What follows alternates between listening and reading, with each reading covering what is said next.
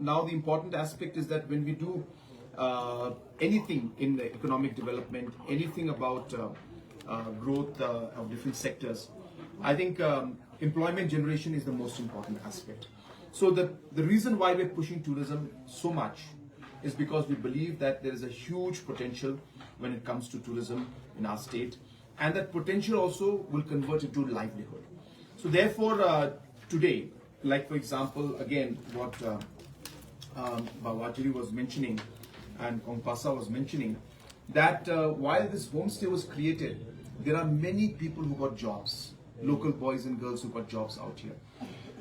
So that's how we create employment out here. So it's not just the money that we gave for the homestay, but I think what is important is that after this homestay that came up from the little funds that we gave from our side, and I'm so happy with that money, what they earned, they have set up another room with that money. So just shows how the growth is taking place.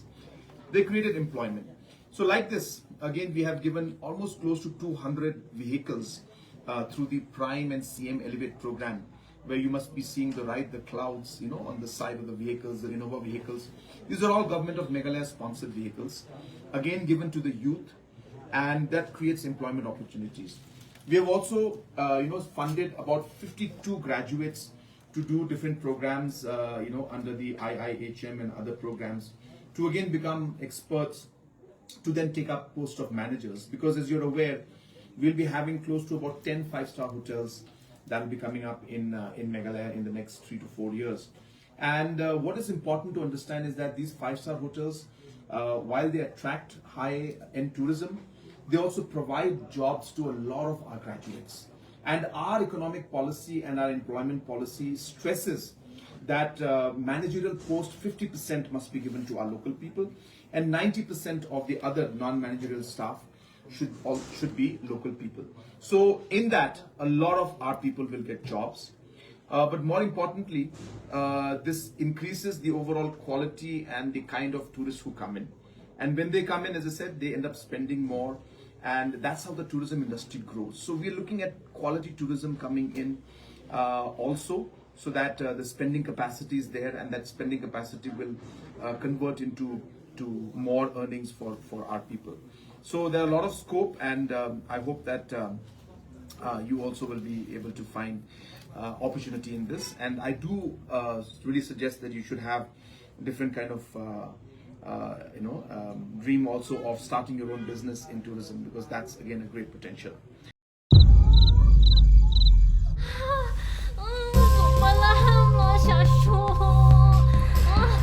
Lily, Pikalan.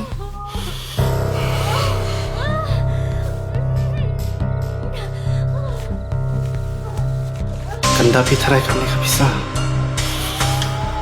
Balik itu na hadu kami. Kanambay kami kami. Mano bawan kata baci? Kau lawan. Lawan kamu. Ila kami setamen ta. Bila supalan. Wan dan jeng tiangi Mentato penhiar mensiam suki bat ngamo.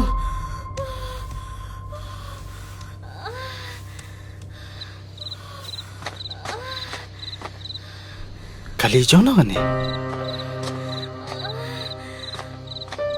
Ba, ka hospital tika laj kai nang ni. Kabay kalipan. Kabay kali latip ka sarkar.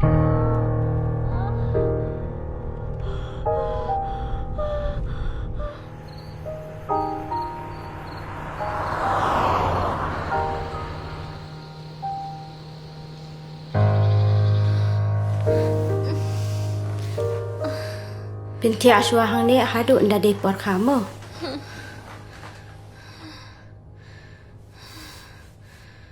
Watku selaitan.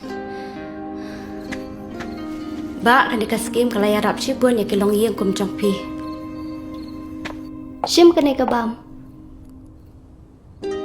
Kublay shibun sista.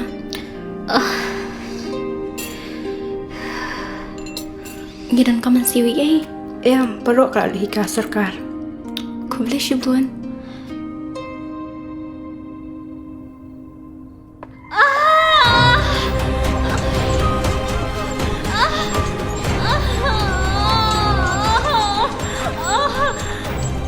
Ila dan aku jaga kabab yang